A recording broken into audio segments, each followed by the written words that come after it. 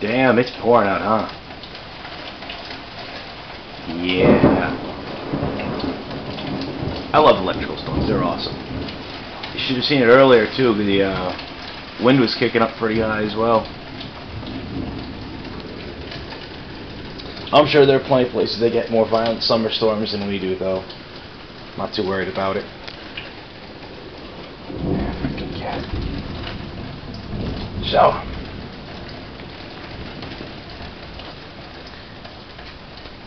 the Apocalypse.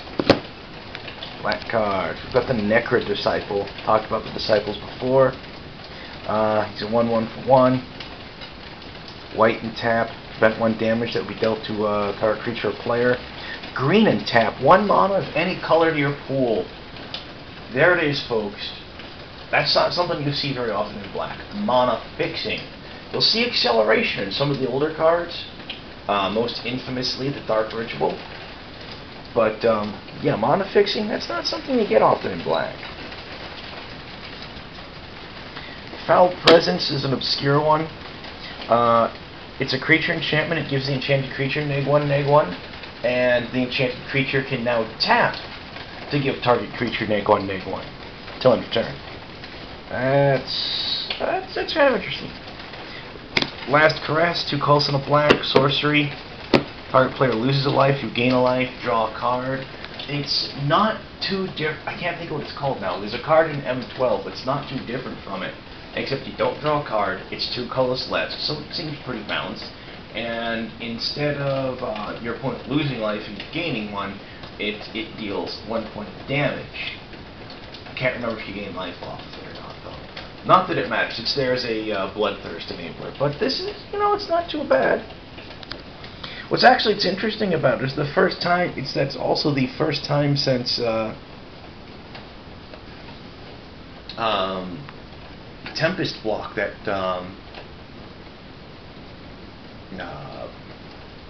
crap, I'm brain farting on my name. Krovix, thank you. Yeah, thank you, me. It's also the first time since Tempest block that Krovix is depicted in anything that resembles a sympathetic light. And that's one of the things I think Magic needs. We need more sympathetic villains. Mind Extraction, 2 colors and a black. As additional cost to cast it, sacrifice a creature. Target player reveals their hand, discards all cards of the sacrificed creature's colors. It's kind of interesting. I'm pretty sure there's ways to really exploit that. I just don't know what. I mean, you'd need a creature that's capable of, like, color shifting. Generally, you only find that in blue. Mournful Zombie. 2 colors and a black for 2/1. White and tap. Target player gains a life. It's interesting. You don't usually see something like this. You don't see straight life gain with in black that often. Most of the time, black gains life. It's at somebody's expense. That's just the way black operates. Necra Sanctuary. Yes, it's another one of the sanctuaries. Begin your upkeep. If you control green or white permanent, target player loses a life. If both, 3 life instead. It's not bad. It's alright. Necrovolver, 2 colors and a black for 2/2. His green color for colors and a green gives him 2 +1/+1 counters from trample. His white kicker gives him a +1/+1 counter and effectively lifelink. So he can be a 2/2, or a 3/3 lifelink, or a 4/4 trample, or a 5/5 trample lifelink. I mean, not bad. Worst case scenario, he's a Scathe zombie. Without the zombie type. I don't think he has ever... Hey guys, that look familiar? It should. It's Phyrexian Rager. 2/2 for 2 colors and a black. When it hits the board, draw a card. What do you think of that, folks? Yep, that was a reprint. That was a reprint. When it showed up in Scars block. We're going to see that again soon because a couple of days we're moving into Scars block. Quagmire Druid. Here's another interesting one for you. 2 colors and a black for 2/2. So once again, you're looking at something right along so far along the lines of Scathed Zombie. And it's even got the zombie type. So right there, so far, it's functionally identical to Scathed Zombie. But it's got an ability. It's got an extra ability on top of that. Once again, obsoleting Scathed Zombie. Green, tap, sacrifice a creature, destroy target enchantment. Now that's something you don't see in black almost ever.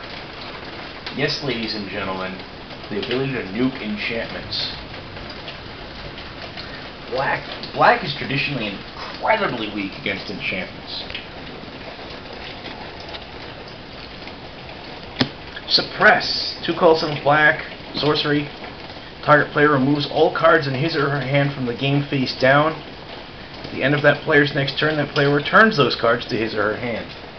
Now, this is kind of interesting because it's a way to ensure that your opponent has no tricks.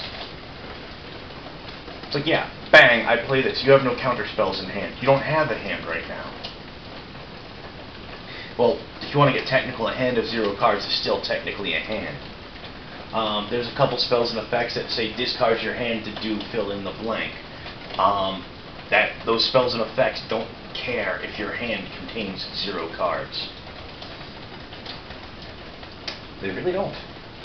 So, yeah, but Suppress is interesting. Suppress can also be thought of as a Hellbent enabler if you go forward to Ravnica, and to a lesser extent Time Spiral.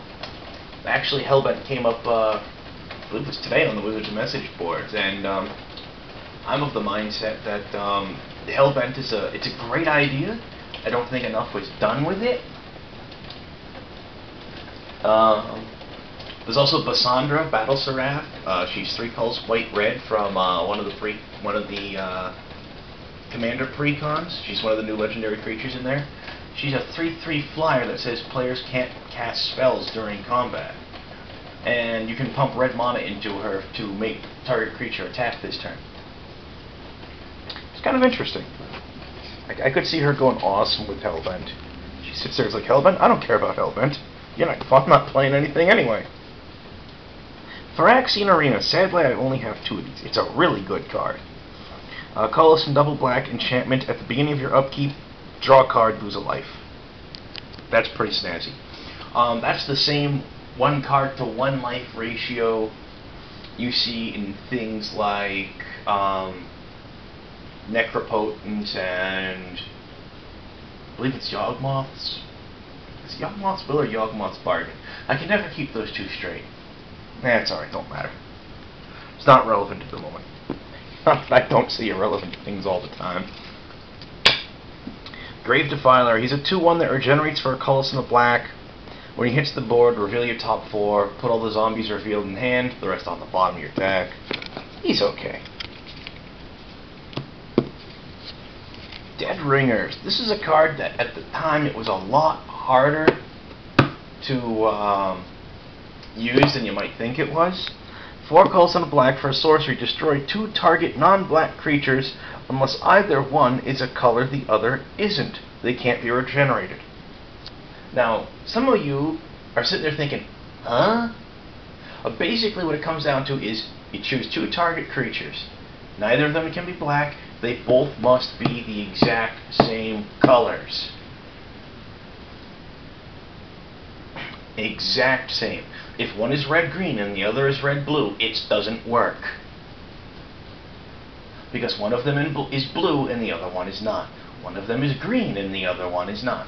It doesn't work if you choose a red creature and a red-green creature, because one of them is green and the other is not. Yeah, that's a card that some people had to read, a lot of people really, had to read a few times before they got it, you know?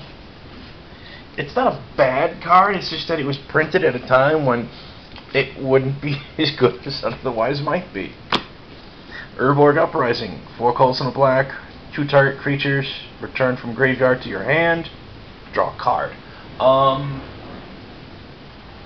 Honestly, it's not all that different from, I believe it's Morbid Plunder? I believe it's Morbid Plunder. In Scar's Block, which is like a colorless and double black to return 2 creatures from graveyard to hand. So actually I think Urborg Uprising might actually be more efficient because it gives you a draw card. Granted, it's, you know, extra mana, but on the other hand, it only requires a single black. Oh well. More efficient, but higher on the mana curve. Take your pick there. Zombie Boa, 4 colors and a black for a 3/3. Pump a colors and a black and choose a color. Whenever the boa becomes blocked by a creature of that color this turn, destroy that creature. This ability can only be played as a sorcerer, which means you can't do this in the middle of combat. And even if you could, you know, you still have to play it before blockers are declared. Because it's whenever it becomes blocked.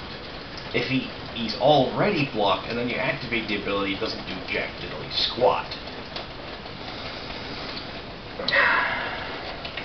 I think they phrased it that way simply on the fact of to lessen the chance of the card causing confusion, unnecessary confusion.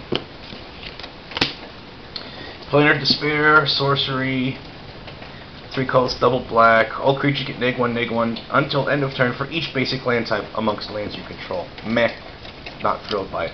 Phyrexian Gargantua. This is a card I would have been happy if they reprinted in Scar's block, but they didn't. It's a shame. It's alright. It's 4 colors and double black for a 4/4. You might sit there and go, that's kind of overcosted for a 4/4. And you're right, it is. What it is, however, is it's effectively 2 Phyrexian Ragers welded together, because it's exactly double the casting cost for double the power toughness, for double the life loss, and double the card draw. Yes, when it hits the board, you lose 2 life and draw 2 cards. I'll take it. I'll take it. I know I drafted those relatively highly back in the day because, hey, it's a big body with card draw attack. What's not to like?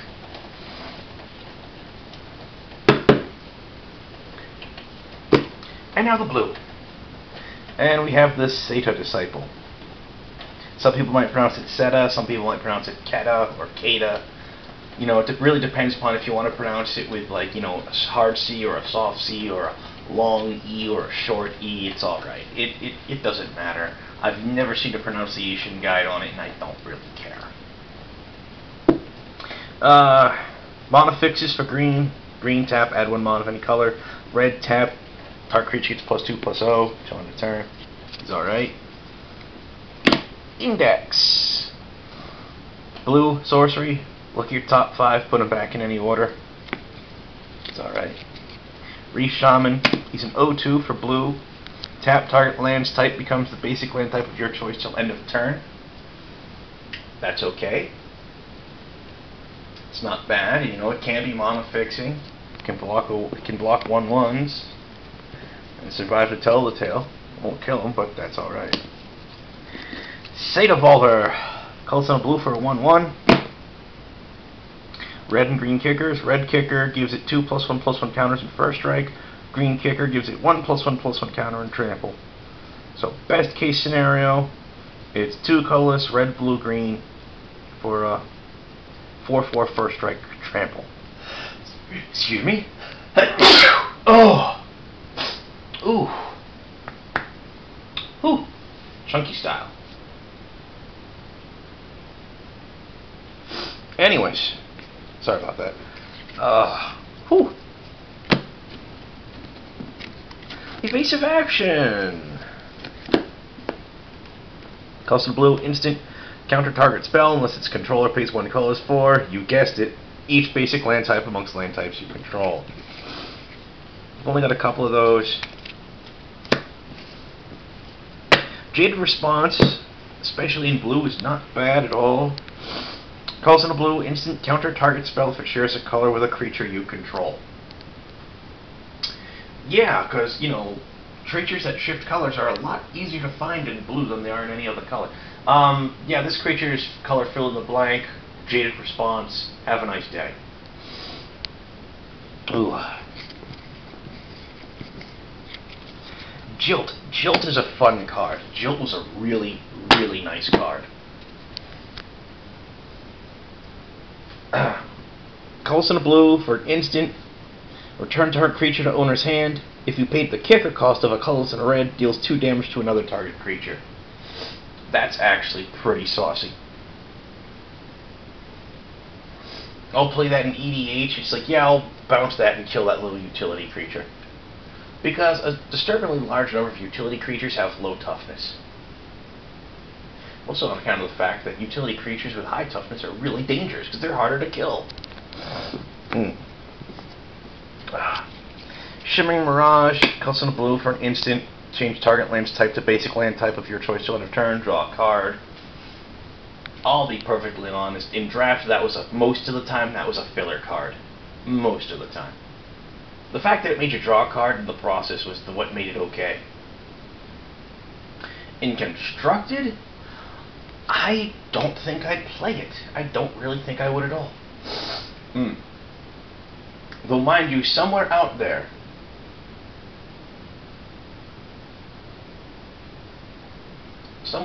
is some son of a who knows what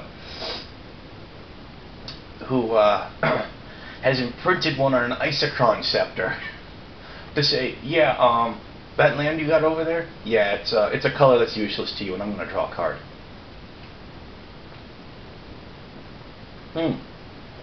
Which reminds me, now I want to check something almost totally unrelated, something that could theoretically be horribly abused with Isochron Scepter. But I'll check it out later. Unnatural Selection. I only own one of these, sadly. Colors in a blue, enchantment. Pump one colors, choose a creature type other than wall. Target creature's type becomes that type till end of turn. I would love to see I don't know. I'm not sure if it exists. I know there are a handful of cards, mostly in black and blue, that will change a creature's type. What I'm looking for is something along the lines of an enchantment that will change everything's type to one of your choice. And it has to be everything, not just your creatures. It has to be your opponents, especially your opponents.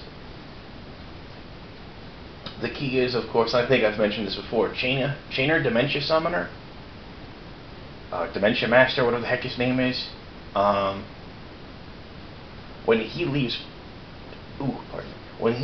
play, you exile all nightmares. So it's just like, okay, I bounce him to my hand. Let's use escape routes. What the heck, you know? I return him to my hand.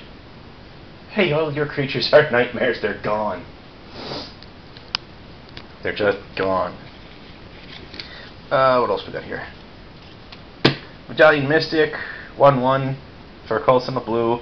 You tap him to make target instant or sorcery spell the color of your choice. That can also be nasty. Yeah, I'm going to make that instant or sorcery blue. Jaded Response, have a nice day. Whirlpool Rider, a 1/1 for a color in the blue. When he hits the board, shuffle all cards in your hand into your library and then draw that many cards. It's alright. It's cool if you're like packing a lot of cards you don't really need. Say to Sanctuary. In your upkeep, if you control a red or green permanent, draw a card, then discard a card. If you control a red and green, instead draw 2 and then discard a card. It's not too bad.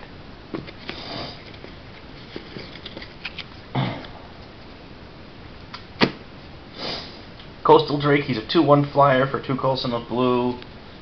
Yeah, it's not fantastic, but it's workable.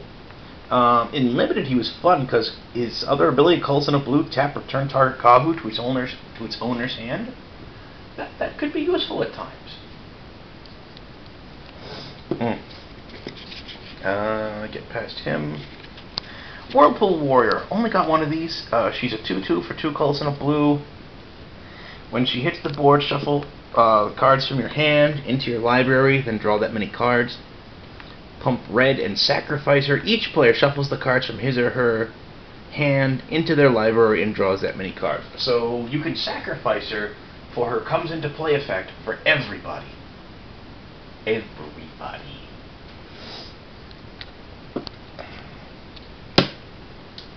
Living Airship. This is a card that in limited environments, draft and sealed deck, this card was insane. It's 2/3 flying regenerating.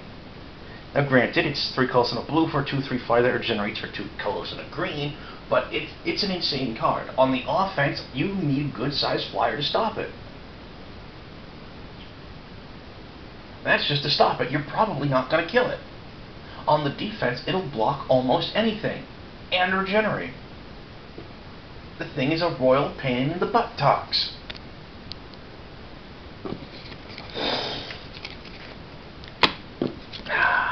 Title Courier. He's a 1/2 for 3 colors and a blue. You pump 3 colors and a blue and he gains flying until end of turn. When he hits the board, you reveal your top 4. All merfolk revealed go to your hand, all others to the bottom of your deck.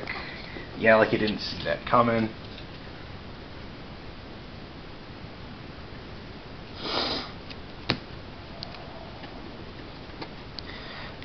Whirlpool Drake, 3 colors and a blue for a 2/2 flyer, like the other Whirlpool dudes. When he hits the board, you shuffle your hand into your library, draw that many cards. When he goes to the graveyard from play, you do it again.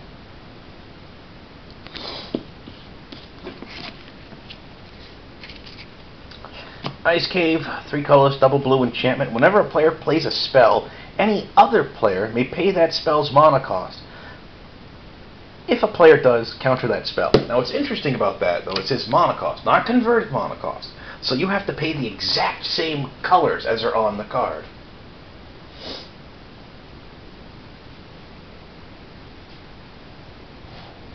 I'm also, at this point, looking at it, I'm thinking, hey, you know what?